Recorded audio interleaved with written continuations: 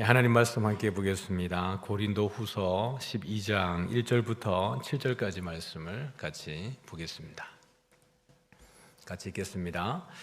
무익하나마 내가 부득불 자랑하노니 주의 환상과 계시를 말하리라. 내가 그리스도 안에 있는 한 사람을 아노니 그는 14년 전에 셋째 하늘에 이끌려 간 자라. 그가 몸 안에 있었는지 몸 밖에 있었는지 나는 모르거니와 하나님은 아시느니라.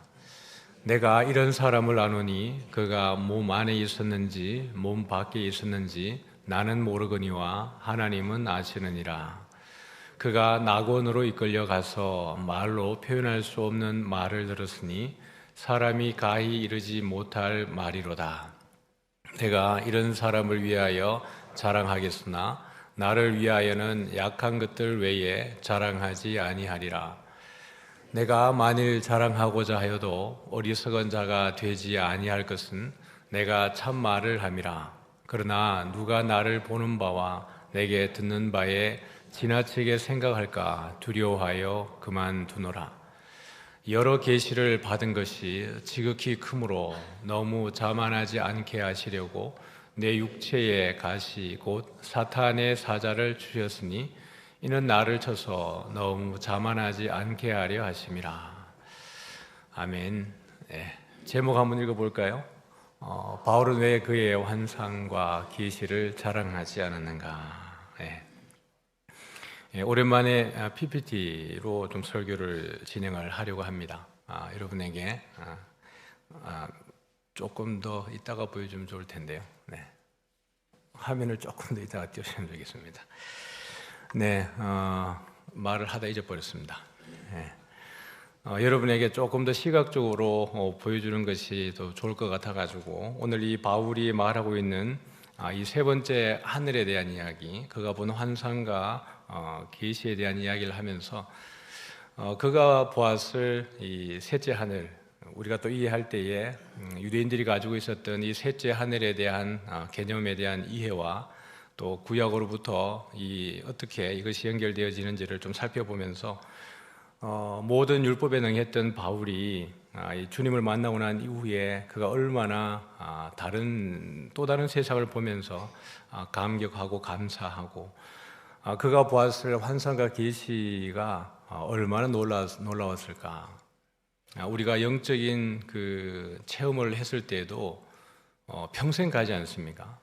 그게 한 가지 두 가지여도 누군가에게 늘 말할 만하고 또 본인의 신앙이 있어가지고 큰 이렇게 든든한 기둥같이 쓰여지는 그런 영적 체험들이 있는데 바울이 경험했을 그 환상과 계시, 그것이 오늘 본문에도 나와 있지만은 지극히 크다라고 이야기하고 있습니다. 그럼에도 불구하고 우리가 바울의 글에 보면은 바울은 그런 본인이 봤던 환상과 계시에 대해서 이렇게 자랑하지 않습니다. 특별히 본인이 이걸 봤다라고 이야기하지 않습니다. 계시록에서 이야기하는 것처럼 그런 이야기들을 바울은 풀어내지 않습니다. 그 이야기를 오늘 바울은 본문 가운데에서 왜 본인이 그렇게 하지 않았는지 이야기하고 있는데, 그렇게 하기 전에 우리가 먼저 볼 것은 바울이 본 이 셋째 하늘에 대한 이야기를 조금 더 보고 오늘 본문으로 가기를 원합니다. 이제 화면을 좀 보죠. 1절을 보면은 무익하나마 이렇게 하고 있습니다. 큰 유익은 없지만 이런 뜻이겠죠. 내가 부득불 자랑하노니 이렇게 얘기해요. 부득불이라는 말은 어쩔 수 없이, 내가 이야기를 웬만하면 안 하려고 하는데 내가 할 수밖에 없다, 그런 배경이 여기 있다, 이런 얘기를 하는 거예요. 2절에 보면은 그러니까 1절에 보니까 주의 환상과 계시를 내가 말하겠다라고 이야기하면서 전체 큰 틀에서만 바울이 이야기를 해주고 있습니다. 2절에 보니까 같이 한번 읽어볼까요? 내가 그리스도 안에 있는 한 사람을 아노니 그는 14년 전에 셋째 하늘에 이끌려간 자라. 여기서 본인은 이 3인칭 시점에서 이야기합니다. 내가라고 이야기하면서 어떤 한 사람을 알고 있는데 그는 이라고 이야기해요. 본인을 3인칭으로 이야기하고 있습니다. 이것은 조금 더 자기를 객관화시키기 위해서 그렇습니다. 내가라고 이야기하는 것이 아니라 이것은 객관화시켜서 이 사람은 이라고 3인칭으로 이야기하고 있죠. 그는 14년 전에 셋째 하늘에 이끌려간 자라, 이렇게 얘기합니다. 4절에 보면은 같이 한번 읽어볼까요? 그가 낙원으로 이끌려가서 말로 표현할 수 없는 말을 들었으니 사람이 가히 이르지 못할 말이로다. 예. 그러면 셋째 하늘하고 낙원하고 연결이 되는 걸 볼 수 있습니다. 거기에 가서 얼마나 놀라운 걸 들었냐 그러면은 사람이 말로 표현할 수 없는 말을 들었는데 가히 말로 형용할 수 없는 말들을 본인이 들었다 이야기를 하는 거예요. 그래서 오늘 우리가 먼저 살펴볼 것은 이 셋째 하늘 낙원에 대한 이미지를 좀 보도록 하겠습니다. 셋째 하늘 곧 낙원에 이끌려간 자 바울에 대해서 볼 때 우리는 이 이미지를 이미 여러분 본 적이 있습니다. 기억나시죠? 제가 몇 번 보여드렸으니까요. 이 이미지는 여호와의 산에 오를 자가 누구냐라고 하는 Who shall ascend the mountain of the Lord, 마이클 모랄레스의 책에 있는 이미지를 제가 여기에 복사를 해서 보여드리는 겁니다. 유대적 세계관에서 보면은 제가 여러분 좀 이해하기 쉽게 숫자를 이렇게 그냥 넣어두었습니다. 숫자는 별 의미가 없습니다. 여러분이 보시기에 좀 편하라고 제가 거기에 있는 영어 내지 이런 내용들을 한글로 제가 그냥 번역해서 붙인 겁니다. 1번에 보면은 궁창이 있고 2번에 보면은 홍수에 대한 이야기가 있습니다. 하늘에 있는 물이 있고 제가 이미지를 글자로 조금 가려진 부분이 있는데 하늘의 창을 통해서 물이 쏟아지는 홍수에 대한 이야기가 있고 3번에 보면은 하나님의 산입니다. 그러니까 모든 이게 땅이 있고 산들을 중심으로 이미지가 그려져 있죠. 산이라고 이야기하는 것은 하나님을 만나는 통로로도 소개가 되어지고 있습니다. 그 위에 보면 산 위에 많은 구름이 이렇게 있죠. 4번에 보면은 기품입니다. 테홈이라고 이야기하는데 하나님 창세기에 모든 여호와의 신은 수면에 운행하시니라. 흑암이 기품 위에 있고 그 기품이라고 하는 것이 테홈이라고 이야기하는데 이 바다, 물 밑에 땅 깊은 곳까지 있다라는 이야기입니다. 5번에 보면 소올이라고 되어져 있는데 소올의 개념은 이 제2성전기를 중심으로 그 이전의 개념하고 이후의 개념이 조금 달라지는 부분이 있는데 그 이전의 개념의 소올이라고 하는 것은 모든 사람이 죽으면 가는 곳, 모든 사람들의 죽은 영혼들이 있는 곳, 그것을 소올이라고 이야기를 합니다. 그리고 6번에 용 또는 뱀이라고 이야기했는데 악어라고도 이야기하고 있고 창세기 1장에 보면은 큰 물고기라고도 번역이 되어져 있습니다. 이것이 구약의 기본적인 번역의 용례를 보면은 용, 뱀이라고 되어져 있는데 기본적으로 물 밑에 바다에는 악한 세력이 머무는 공간으로 이해되어져 있습니다. 그래서 우리가 갈릴리를 지날 때에 그 갈릴리 바다가 이렇게 일어서 배를 삼키러 가는 이 모든 장면들도 자연적인 현상도 있지만 이것은 예수님께서 바다를 잔잔케 할 때에 제자들이 이렇게 말합니다. 이가 누구이기에 바람과 바다도 순종하는 거라고 이야기합니다. 이것은 사람의 영역에 미칠 수 없는 하나님만이 통제할 수 있는 영역으로서 악한 그 세력들이 출몰하는 악이 있는 그곳으로도 묘사가 되어지고 있습니다. 코스모스가 컬트라고 되어 있는데 그래서 이 모든 우주적 개념은 여기 보면은 이제 오른쪽에 이 개념은 그냥 이 이미지가 이 유대적 세계관 속에 있는 지금 보여지는 지구 위에 놓여져 있는 이 개념이 그냥 하나의 그냥 이런 형태로 머무르는 것이 아니라 이 유대적 세계관 속에서 보면은 이 전체가 이 우주적 이미지가 하나님을 위한 종교적인 제의, 하나님한테 온전한 예배를 우리가 왜 드려야 되는지에 대한 개념이 이 유대적 세계관 속에 있다라는 것입니다. 여기에 지금 제가 핑크빛 가운데에 그려놓은 부분은 제가 또 뒤에 이어서 설명을 하도록 하겠습니다. 그래서 첫 번째 보면은 세 가지의 개념으로 보면 첫 번째 하늘, 땅, 바다의 큰 개념으로 나눌 수 있습니다. 그래서 하늘이라고 하는 것은 하나님의 보좌, 권위와 통치의 근원, 그다음에 영원성과 불변성을 상징하는 것이 하늘이라고 하는 의미입니다. 그래서 그 뒤에 보게 되겠지만 세 번째 하늘은 어디에 머무는 것이냐 그러면은 저 구름 위에 있습니다. 그러니까 여호와 하나님의 산 그 위에가 뭐냐 그러면은 새들이 날아다니는 그 첫 번째 하늘. 두 번째 하늘이 뭐냐 그러면은 이미지 속에 산과 구름 사이에 보이는 광명체 같은 게 하나 있죠. 해가 있는데 이건 해와 달과 별이 있는 것이 두 번째 하늘. 이건 넘어서서 구름 너머에 우리가 접근할 수 없는, 볼 수 없는 영역이 있는 것이 세 번째 하늘인 것입니다. 그래서 이 세 번째 하늘, 하늘의 개념은 하나님의 보좌라고 하는 개념이 있는 겁니다. 땅은 우리 첫 번째 화살표 있는 거 한번 읽어볼까요? 땅에 대한 것 시작. 하나님과 인간이 만나는 중간 영역입니다. 두 번째는 한번 읽어볼까요? 하나님의 산은 하늘과 땅을 연결하는 통로.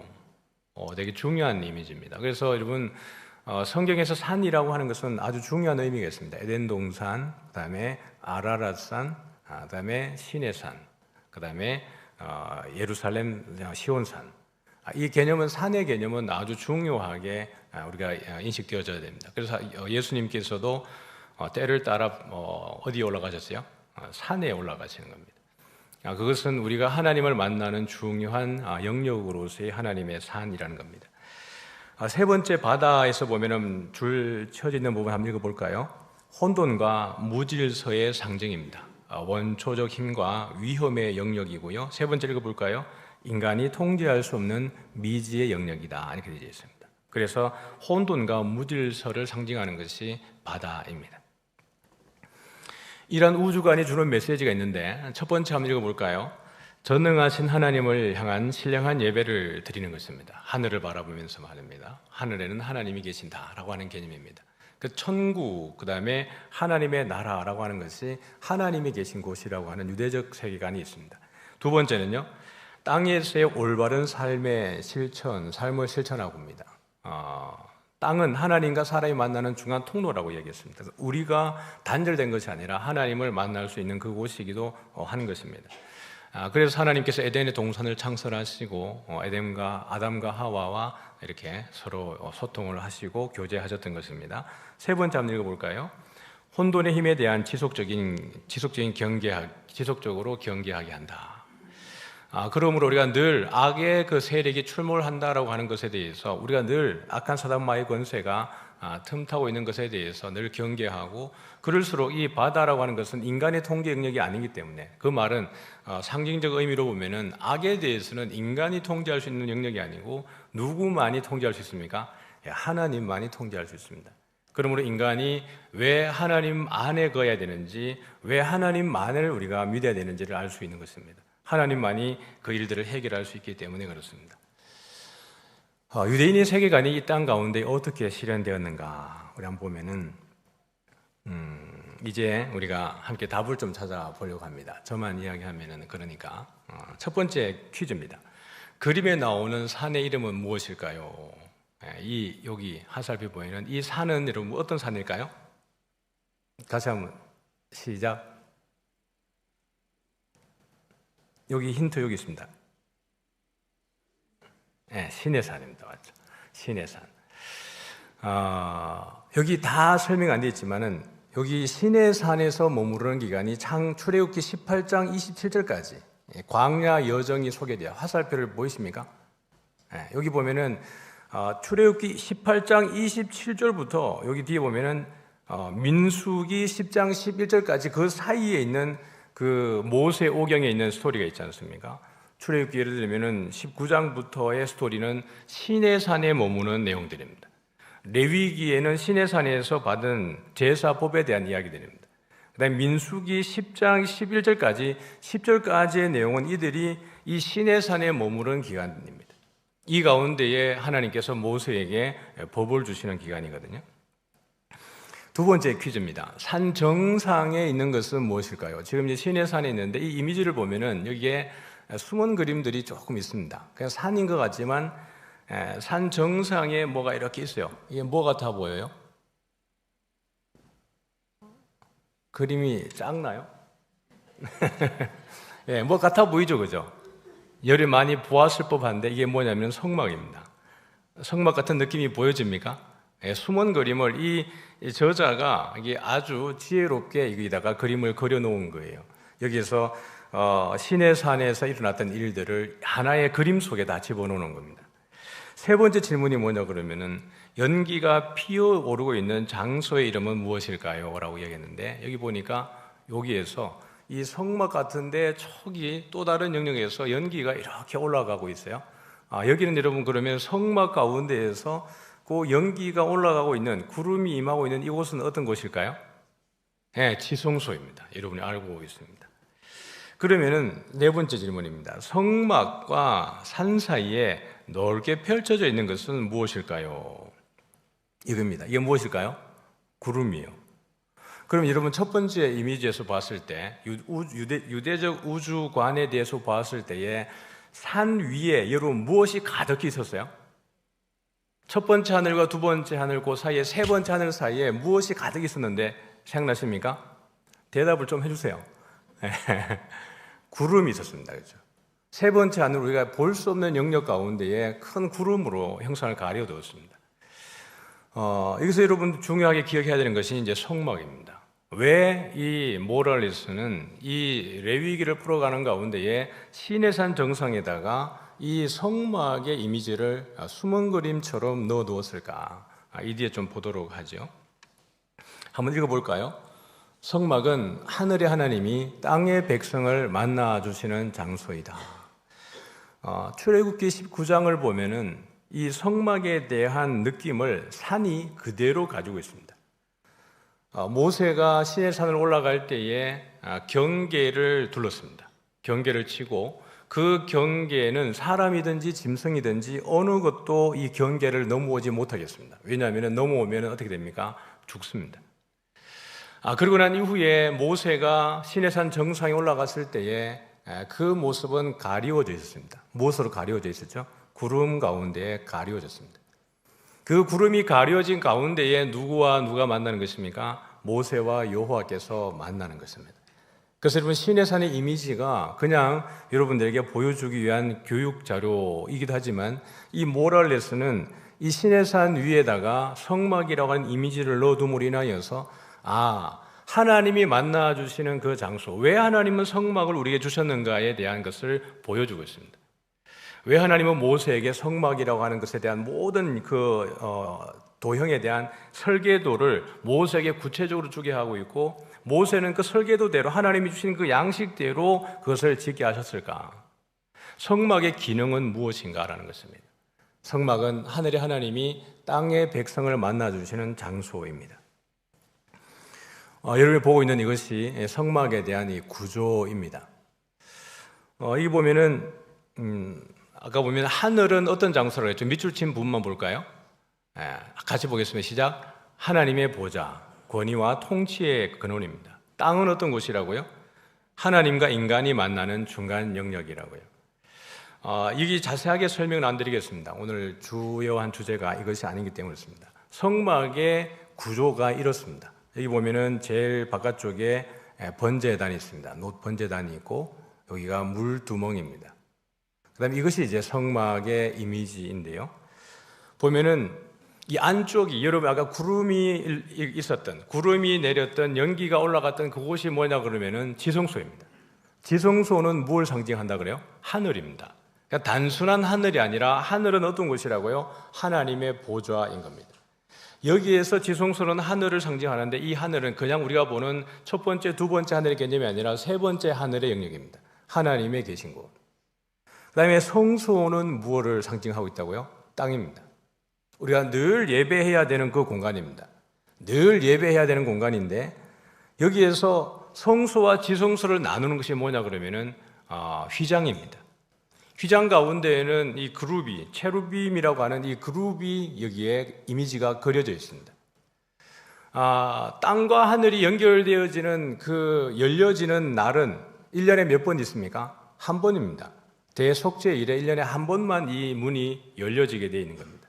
그때에 하나님의 영광이 지성소 가운데에 임재하는 것이에요. 그러면서 여러분 여기 나중에도 보겠지만 이 어톤먼트라고 하는 검정색 화살표를 보면은 속죄라고 하는 의미가 여기 있는데 화살표의 방향이 되게 중요해요. 이건 뒤에 설명을 해드리겠습니다. 어쨌든 여기서 보는 것으로 중요한 의미는 성막은 하늘의 하나님이 땅에 있는 우리 백성들을 만나주시는 장소가 성막입니다. 그런데 이 성막은 이스라엘 백성들이 갈 때마다 옮겨 다니는 것이에요. 그 이동식 텐트죠. 이게 주는 메시지가 뭐냐 그러면은 하나님은 임마누엘이라는 겁니다. 항상 우리와 함께 한다라는 것이에요. 그러니까 성막으로서 이 가운데 주는 메시지가 우리가 어디에 가든지 하나님은 우리에 앞서 가시고 우리가 머물 때 항상 우리 가운데 계신다. 절대 우리를 떠나지 않는다는 것이 이 성막의 의미 가운데 있습니다. 한번 읽어볼까요? 성막은 아담의 불순종으로 인해서 단절된 관계를 회복하시는 하나님의 은혜의 방편이다. 앞에서 그림에도 보았지만은 하늘과 땅을 연결하는 것이 뭐냐 그러면 그 개념이 이 성막 안에 있습니다. 지성소와 성소의 휘장이 가려져서 도무지 아무 때나 들어갈 수 없지만 그러나 이 들어갈 수 있는 길을 우리에게 보여주시는 것이죠. 그래서 성막은 관계가 단절되어져 버린 그 관계가 회복되도록 주시는 은혜의 방편입니다. 이것은 이제 이 책에 나온 이미지입니다. 우리가 잘 알고 있는 이게 여기 어디겠어요? 에덴 동산입니다. 에덴 동산을 이제 이미지화 해놓은 거예요. 여기 보면은 에덴 동산이라고 하는 제가 여기 글자가 있죠. 우리 도형 안에 에덴 동산 밑에 또 무슨 동산이라고 그랬어요? 여호와의 동산이라고 이야기했습니다. 여기에 원문에 보면은 Mountain of the Lord라고 되어 있습니다. 여호와의 산, 여호와의 산. 에덴 동산은 주님이 임하시는 여호와께서 임하시는 산입니다. 제가 말씀드렸죠. 산이라고 하는 개념은 되게 중요합니다. 그러면은 하나님이 계신 곳은 그 어디든지 거기가 뭐냐 그러면은 지성소입니다. 맞습니까? 이해되셨죠? 하나님의 임재가 있는 곳은 그곳이 어디든지 지성소예요. 에덴 동산은 여러분 지성소입니다.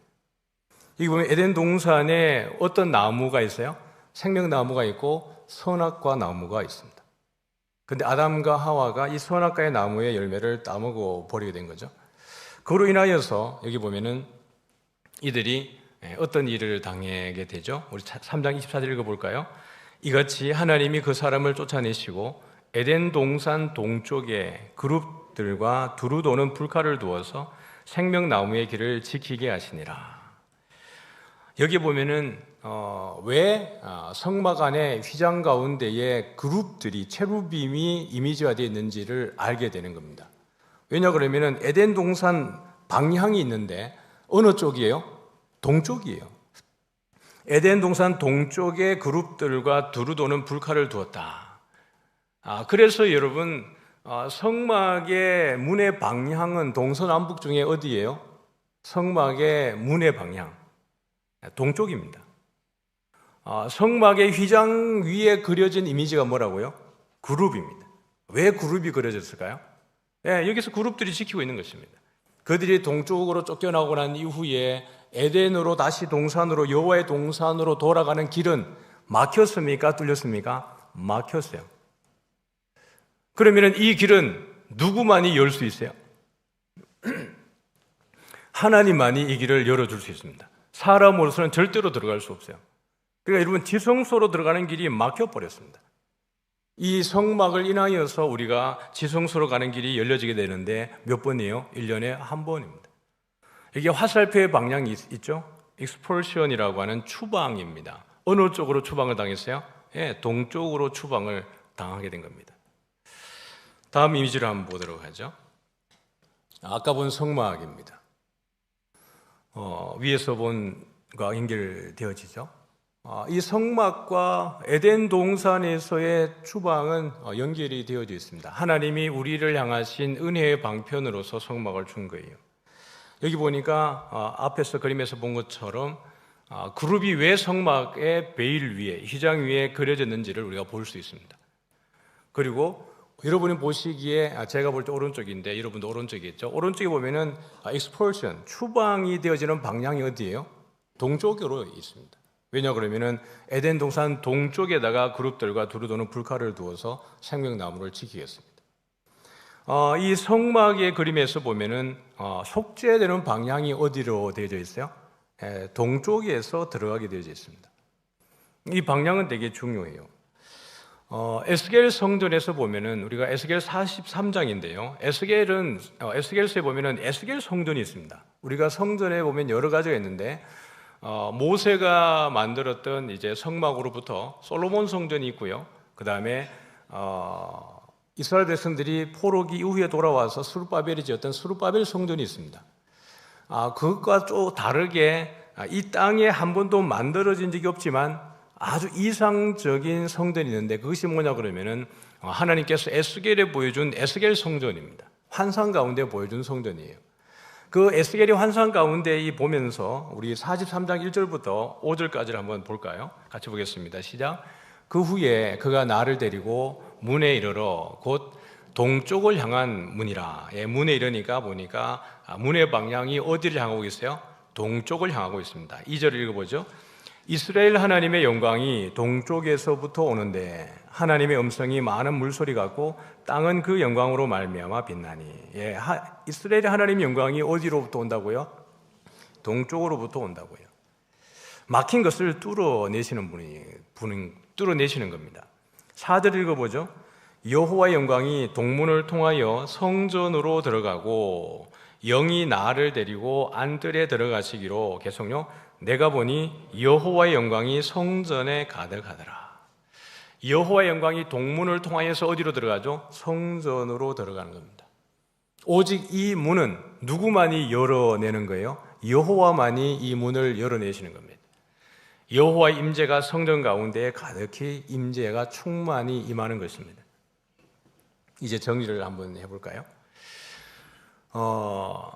앞에 보여진 것들을 그냥 아주 깔끔하게 정리해 놓은 것입니다. 고대 히브리인들의 우주에 대한 생각입니다. 여러 가지를 그냥 제가 총체적으로 그냥 밑에다가 이렇게 번역해서 붙인 겁니다.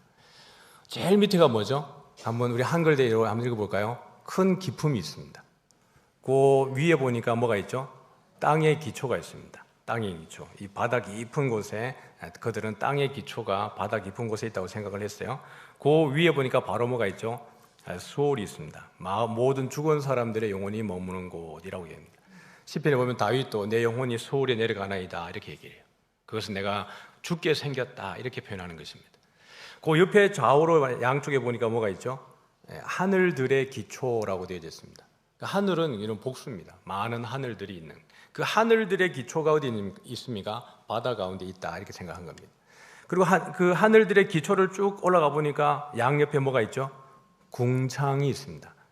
궁창은 그야말로 둥그렇게 이렇게 해가지고 돔 형태로 이 첫 번째 하늘과 두 번째 하늘을 보호하고 있는 이렇게 보호막처럼 있는 것이 궁창이라고 생각을 했습니다. 그 궁창을 따라서 조금 올라가 보니까 노란색 화살표가 있는데 그 옆에 뭐라고 되어 있죠? 하늘의 창문과 문들이라고 되어 있죠. 첫 번째 이미지 가운데서 제가 홍수라고 했던 부분 기억나십니까?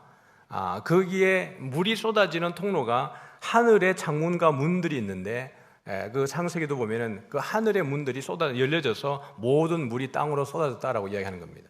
거기 쭉 궁창을 따라서 조금 더 가보니까 궁창 위에 뭐가 있었다고요? 물들이 있습니다. 궁창 위의 물들이 이 창문과 문들을 통해서 땅에 다 쏟아졌다는 겁니다. 이게 홍수에 대한 이야기를 보여주고 있습니다. 그러면서 그 궁창 안쪽으로 돌아보니까 몇 번째 하늘이 있어요? 첫 번째 하늘과 몇 번째 하늘요? 두 번째 하늘이 있습니다. 첫 번째 하늘은 두 번째 하늘은 뭐 그랬는데 그 궁창 위의 물들을 지나가 보니까 여러분 보기에 좀 희미하게 되어져 있지만 무엇이 가득히 있어요? 구름들이 가득히 있습니다. 이것이 몇 번째 하늘이라고요? 이것을 지나가는 것이 세 번째 하늘입니다. 그래서 보면은 God이라고 되어져 있는 Heaven of Heavens라고 되어 있습니다. 하늘들의 하늘, 하늘 가운데 하늘. 그곳에 하나님의 임재가 있는 곳으로 그들은 생각을 하고 있는 것입니다. 셋째 하늘에 대한 유대인들의 생각이 바로 그것입니다. 첫 번째 하늘은 새들이 날고 구름이 있는 대기권으로 그들은 이해를 합니다. 두 번째 하늘은 뭐로 이해하고 있죠? 한번 읽어볼까요? 해와 달과 별들이 있는 천체의 영역입니다. 세 번째 하늘은요, 하나님의 보호자가 있는 낙원. 두 번째는요, 하나님이 거하시는 가장 거룩한 영역. 세 번째는요, 의인들을 위해 예비된 초소가 있는 곳.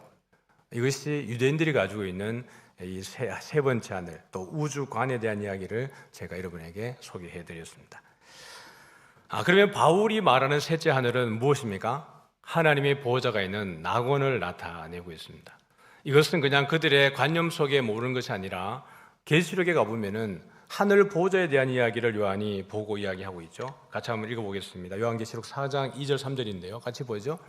내가 곧 성령에 감동되었더니 보라 하늘에 보호자가 베풀었고 그 보호자 위에 앉으신 이가 있는데 앉으신 이의 모양이 벽옥과 홍보석 같고 또 무지개가 있어 보좌에 둘렸는데 그 모양이 녹보석 같더라.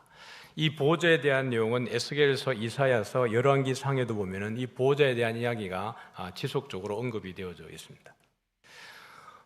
천상의 예배에 대한 이야기가 계시록 4장과 5장에 등장을 하고 있죠. 내가 곧 성령에 감동되었더니 보라, 하늘에 보좌를 베풀었다. 그 보좌 위에 앉으신 이가 있는데 앉으신 이의 모양이 뭐 같다고요? 보석 같다고요. 벽옥, 홍보석, 무지개. 그래서 제가 에스겔서도 여기에 제가 이렇게 넣어둔 이유가 시간상 제가 이걸 다 부분을 뺐습니다만은 여기 보면은 이 앉으신 이의 모양이 보석 같다. 이것은 앉으신 이의 모양이 보석을 말하는 게 아니라 에스겔서를 보면 여러분 조금 더 이해가 되어지지만 여호와의 영광을 나타내는 표현입니다. 앉으신 이에게서 드러나는 그 영광이 어떤 겁니까? 벽옥과 홍보석과 무지개에 둘려있는 무지개 같더라. 그 다음에 그 모양이 녹보석 같더라는 것은 여호와의 영광이 우리가 이리 말할 수 없이 영광스럽고 찬란하고 아름답다는 이야기입니다. 여기서 보면 여러분 무지개가 있어서 보좌에 둘렸는데 라고 하는 것은 아주 중요한 여러분 메시지입니다. 노아가 홍수가 끝나고 난 이후에 아라랏산에서 배에 나와가지고 하나님 앞에 예배를 드릴 때에 그 가운데에 이 다시는 하나님께서 이 비로 땅을 심판하지 않겠다라고 하면서 보여준 메시지가 뭐였어요? 뭘 보여주신 거죠? 무지개를 보여주셨어요. 무지개는 단순히 이미지로서의 그들에게 그냥 예쁜 무지개의 개념이 아니라 이런 여러분 메시지를 보면은 그 예배를 드리는 곳에 다시 새 하늘과 새 땅이 이루어지는 그곳에 하나님의 임재가 있다는 상징입니다. 하나님의 보좌가 그들이 예배를 드리는 그 현장에 임하고 있다는 것을 보여주고 있는 것이에요. 그 보좌는 그냥 단순히 관념적으로 추상적으로 있는 것이 아니라 이 요한을 통하여서도 하나님의 보좌가 그 가운데 있다라는 것을 우리에게 보여주고 있습니다. 제목 한번 읽어볼까요? 바울은 주의 환상과 계시를 본 것을 왜 여기에서 언급하게 된 것일까? 다른 곳에 바울의 13권의 서신 가운데에 어디에도 말하고 있지 않는데 고린도후서 12장에 왜 바울은 왜 여기에서 이것을 언급하고 있는 것일까? 다시 한번 읽어보죠. 무익하나마 내가 부득불 자랑하노니 주의 환상과 계시를 말하리라. 한 여러 가지를 볼 수 있는데 한 첫 번째 보면은 거짓 사도들과의 대립적인 상황 때문에 그렇습니다. 11장에서도 그 부분이 나오지만은 여러 지도자들이 자기들의 어떤 고난이면 고난, 또 자기들의 어떤 영적 체험이면 영적 체험, 이 모든 것들을 드러내고 그러면서 여러분 세 번째 나오는 부분이 있지만 바울의 사도권에 대해서 지속적으로 공격하는 것입니다. 바울은 바울의 글 가운데 자기의 사도성에 대해서 항상 인사말에 가장 먼저 나는 예수 그리스도의 종 사도 바울은 이렇게 합니다. 예수 그리스도로부터 보냄받은 하나님의 종 이런 식으로 씁니다. 그것은 바울의 사도권을 가장 먼저 이야기하는 것이거든요. 왜 바울의 사도권은 늘 공격을 받는 것이었을까요? 예수님의 직접적인 제자가 아니었기 때문에 그렇습니다. 그 예수님의 12제자가 아니었기 때문에 바울 사도의 사도성은 지속적으로 의심을 받고 공격을 받는 상황이었습니다. 그러므로 바울이 어떻게 합니까? 내가 본 환상과 계시가 그 밑을 보면 지극히 크다는 거죠. 말로 이리 형용할 수 없을 만큼 많은 것인데 내가 지금까지 얘기하지 않았다는 거예요. 그러나 지금 여기서 얘기하는 것은 이것들을 위해서 내가 어쩔 수 없이 부득불 무익 하나만 내가 자랑할 수밖에 없다라고 이야기하는 겁니다. 첫 번째는 거짓 사도들과의 대립적 상황 때문이었습니다. 영적 체험을 자랑하고 권위를 내세우는 자들 때문에 그렇습니다. 바울이 드러내놓고 막 자랑한 게 아니에요. 이 글을 쓰면서도 얼마나 조심스러워요. 무익 하나만 내가 부득불 어쩔 수 없이 이렇게 얘기하는 거예요. 두 번째는 어쩔 수 없는 자랑입니다. 그냥 교회를 위한 변정적인 목적입니다. 바울이 가서 이렇게 복음을 전할 때 내가 그렇게 대충 얼렁뚱땅 배운 사람이 아니야 라는 것입니다. 어쩔 수 없이 본인이 가지고 있는 것이 그저 다메섹 도상에서의 그 역사가 전부뿐만 아니라 14년 전이라고 이야기하면 다메섹 도상에서의 스토리가 아닙니다. 그가 안디옥에서 사역할 때의 정도의 시간입니다. 그러니까 바울은 다메섹 도상에서 그 부활의 주님을 만나고 나서 온전히 삶이 변화되었지만 그게 끝이 아니고 그게 시작이자 마지막이 아니라 그는 그가 사역하는 가운데 14년 전에라고 하는 것은 그가 바나바로부터 부름을 받아가지고 안디옥에서 연합사역을 할 때입니다. 추적해보면 그래요. 시간을 역산해보면 말입니다. 그러니까 바울은 내가 그저 그때 하나로 우려먹는 게 아니라 하나님께로 받은 이 계시와 환상과 메시지가 내가 말로 이루 형용할 수 없을 만큼 많다는 겁니다. 그러므로 너희들이 내 말의 권위를 인정하라는 겁니다. 그걸 위하여서 이야기하는 거예요. 가끔씩 제가 저 입장에서도 어쩔 수 없이 저의 어떤 체험을 이야기할 때가 있습니다. 그것은 은사가 무용하지 않다는 것을 드러낼 때 제가 가끔 쓰죠. 어떤 이들을 보면 은사는 더 이상 없다 라고 주장하는 일이 있습니다. 그게 아니고 은사는 하나님께서 각자에 따라서 그 주신 독특하게 주시는 하나의 메시지이기 때문에 그런 것들을 이야기할 때 제가 가끔씩 그런 이야기를 저 입장에서도 부득불 이야기하는 경우들이 있습니다. 바울에게서도 마찬가지겠죠. 세 번째는 사도권의 변호라고 얘기했습니다. 네 번째는 뭡니까? 교육적인 목적인 겁니다. 같이 한번 읽어볼까요? 옆에 금전글씨 시작. 참된 영적 권위는 자랑에 있지 않고 오히려 겸손에 있다는 것을 나타내기 위해서 그렇습니다. 뭐냐 그러면은 바울의 지금까지 내가 어쩔 수 없이 부득불 내가 이렇게 한다라고 이야기할 때 앞에 오고 내용들이 있습니다. 왜 그런지.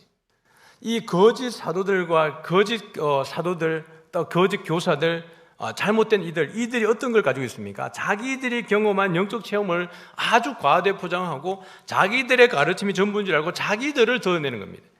그런 영적인 은사와 자기들이 경험했던 것들을 통해서 자기 자랑을 하고 있는 것이에요.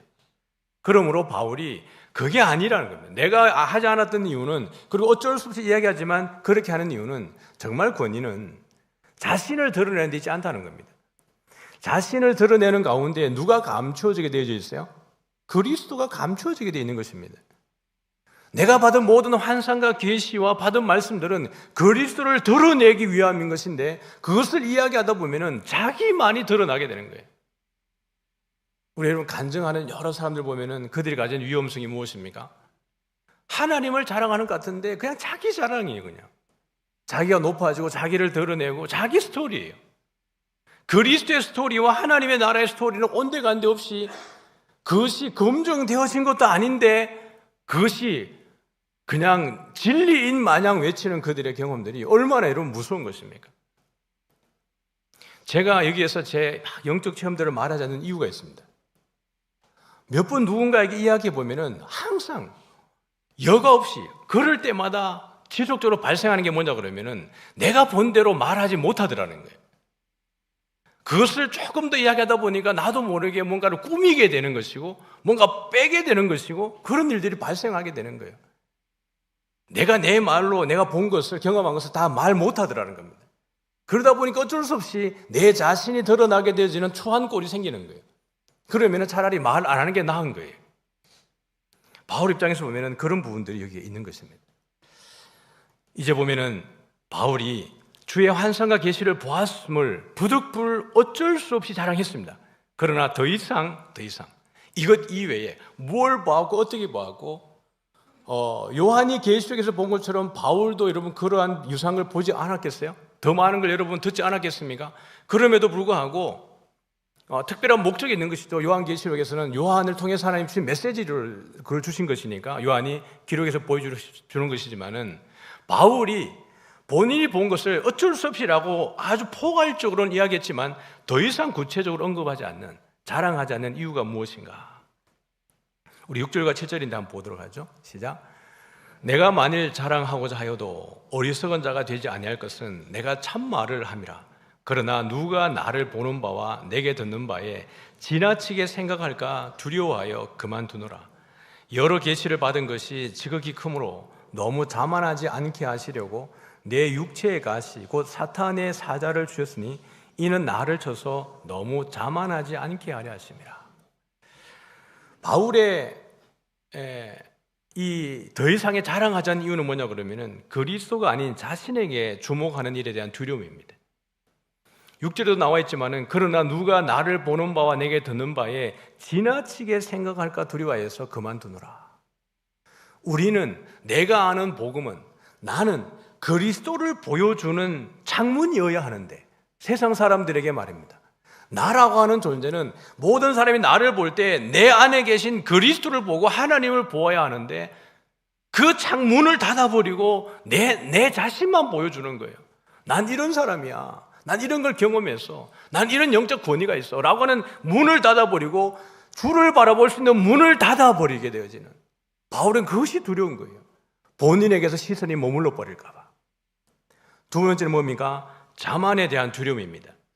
하나님이 바울에게 육체의 가시 사탄의 사자를 주셨다라고 얘기했습니다. 바울은 뒤에 이걸 풀어내고 있지만 무엇입니까? 하나님께서 바울이 자만하지 않게 하기 위해서 이걸 주신 거예요. 그리고 뒤에 나오겠지만 세 번째 같이 읽어볼까요? 약할 때가 강하다는 것을 알기 때문에 그렇습니다.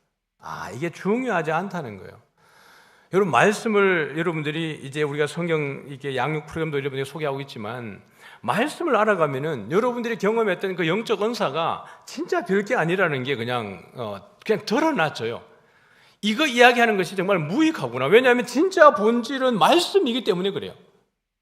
그 영적인 은사들을 체험하는 목적도 우리가 하나님을 더 깊이 알라고 하나님 주신 것이지 거기에 머물라고 주신 것이 아니에요. 그러면은 이게 아무것도 아니구나.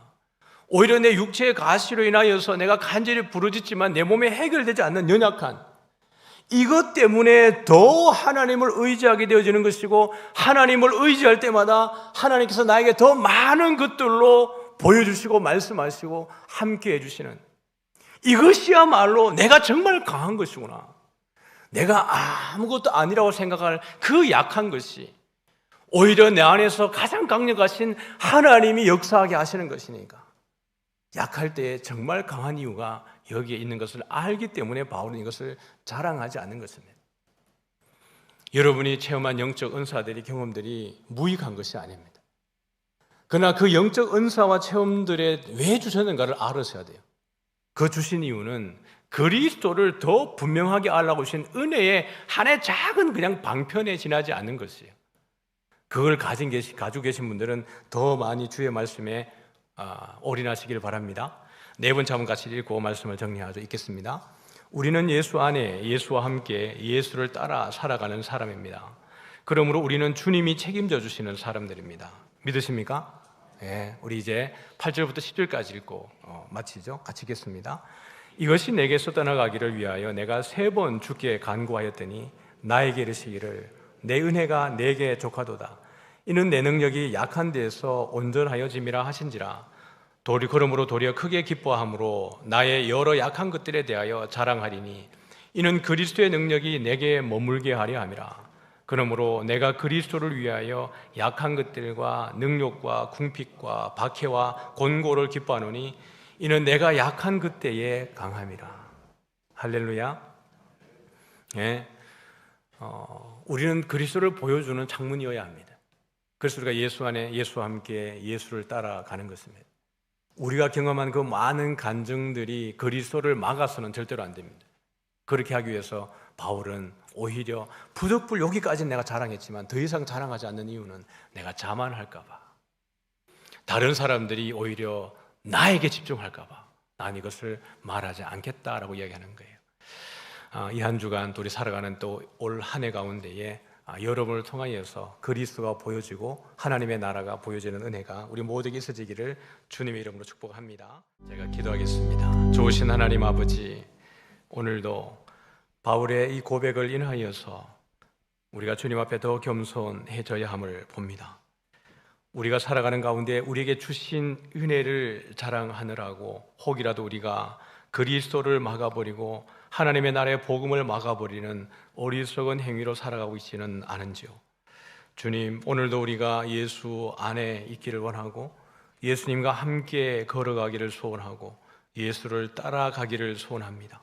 하나님 아버지, 주 안에서 살아갈 때에 우리를 만나는 모든 이들에게 그리스도를 보여주고 주의 복음을 드러내는 우리 모든 성도님들 되어질 수 있도록 복 내려 주옵소서. 성도들의 가정을 복주시고 직장과 일터와 사업장과 성도들이 있는 곳마다 주님 늘 임마누엘로 동행하여 주셔서 그들이 1년에 한 번씩 나아갔던 그 길을 예수의 육체로 열어주시고 임하신 그 하나님의 영광에 매일 그들이 함께 나아가는 모든 성도들의 삶이 되어질 수 있도록 복내려 주옵소서. 지금 우리 주 예수 그리스도의 은혜와 하나님 아버지의 크신 사랑과 성령님의 교통하심이 오늘도 오직 주님만을 자랑하기를 소원하여서 예수 잘 믿기로 결단하는 모든 성도들 머리 위에 이제로부터 영원토록 함께 있을지어다. 아멘.